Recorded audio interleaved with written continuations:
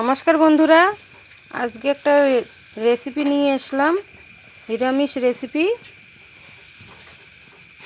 কচুর ফুল নিয়েছি, কেটে ধুয়ে পরিষ্কার করে নিয়েছি। কচুর ফুলের ডাল রান্না করব আজকে।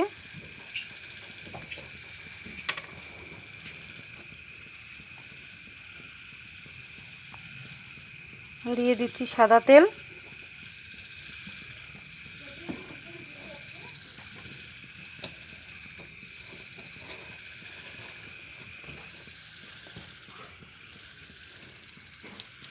তেলটা গরম হয়ে গেছে, দিয়ে দিলাম তেজপাতা,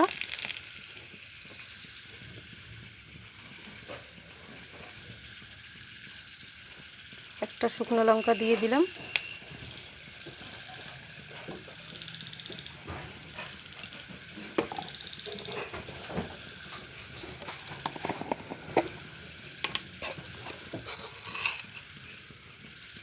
দিয়ে দিচ্ছি পাঁচফোড়ন।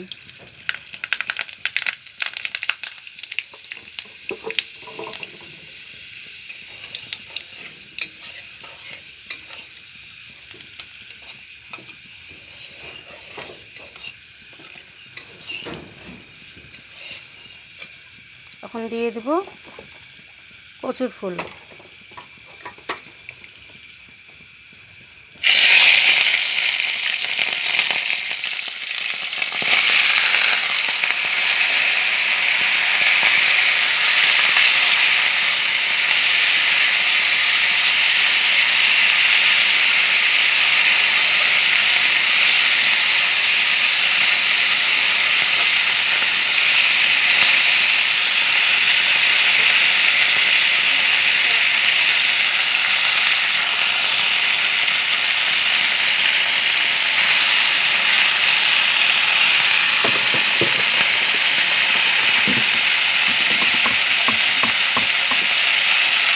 অল্প কচুর ফুল, সেই জন্য পরিমাণ মতন দিয়ে দিচ্ছি লবণ।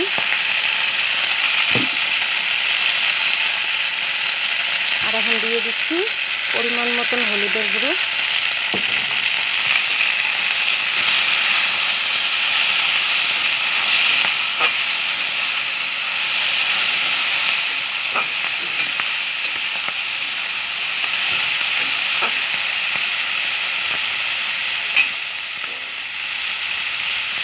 এখন একটা ঢাকা দিয়ে রাখবো 5 মিনিটের জন্য। এখন আমি কচুর ফুলের যে ডাল রান্না করব, তার জন্য যে যে উপকরণ দিতে লাগবে দেখাচ্ছি। যে এক টুকরো আদা নিয়েছি, একটা মিক্সার জার নিয়েছি, এর মধ্যে দিয়ে দেবো।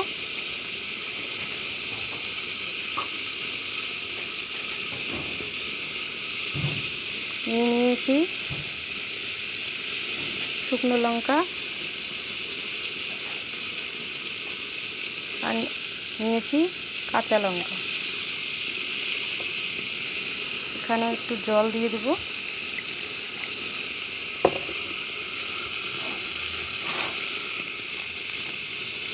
এটাকে এখন আমি পেস্ট করে নেব। এখন আমি ঢাকনাটা খুলে দেখব।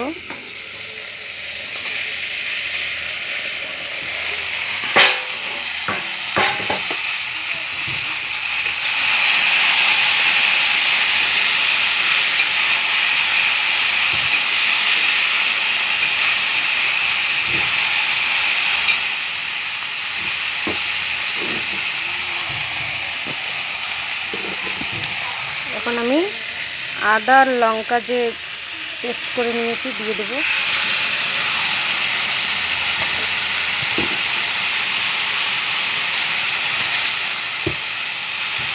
জিরের গুঁড়ো দিয়ে দিচ্ছি।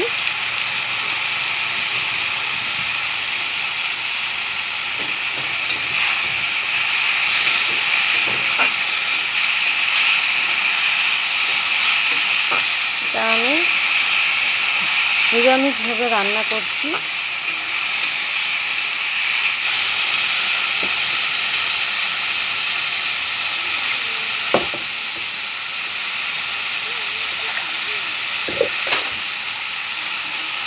এখন আমি মিক্সার জারে একটু জল দিয়ে ধুয়ে দিচ্ছি।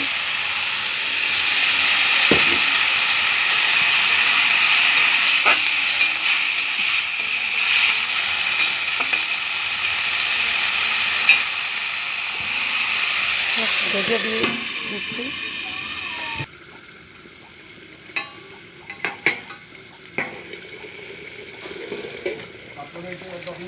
এখন ঢাকনাটা সারিয়ে নিলাম, দেখি কীরকম হয়েছে। দেখুন বন্ধুরা, আমি ঢাকা দিয়ে রেখেছি, দেখুন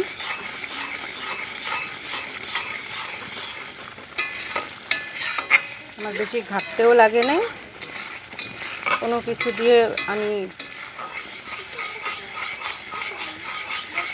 যে ইসে করে দেব, মিক্সড করে দেব, তাতেও আমার লাগে না। দেখুন কীরকম হয়েছে। আপনারা তো কচু ভাজা তো অনেকেই খেয়েছেন, কিন্তু কচুর ফুলের যে ডাল সেটা এরকমভাবে রান্না করে খাবেন, দেখবেন খুব ভালো লাগবে।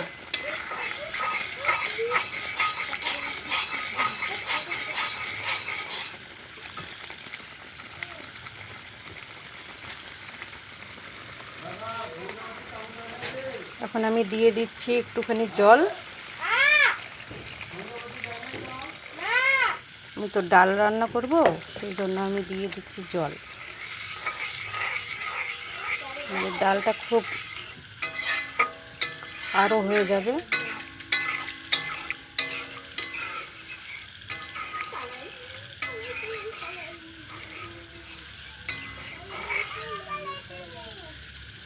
তো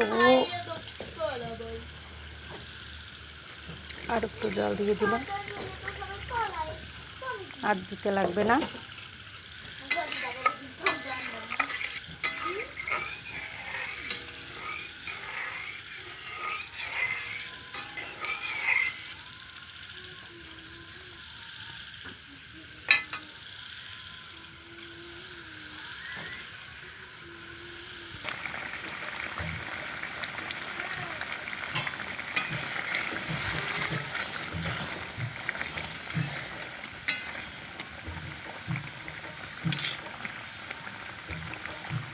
এখন বন্ধুরা, কচুর ফুলের ডালটা কীরকম হয়েছে, বেশি ঘনও না বেশি পাতলাও না।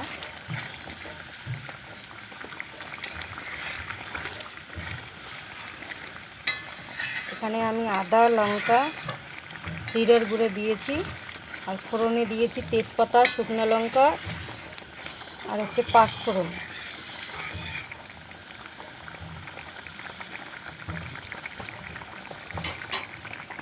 এখন আমি এটা নামিয়ে নিব। আমার এই কচুর ফুলের যে ডাল রান্না করলাম আজকে নিরামিষভাবে, আপনারা এই রেসিপিটা দেখে কেমন হয়েছে কমেন্টে জানাবেন। আর প্লিজ করে বলছি যে লাইক, কমেন্ট, শেয়ার করবেন।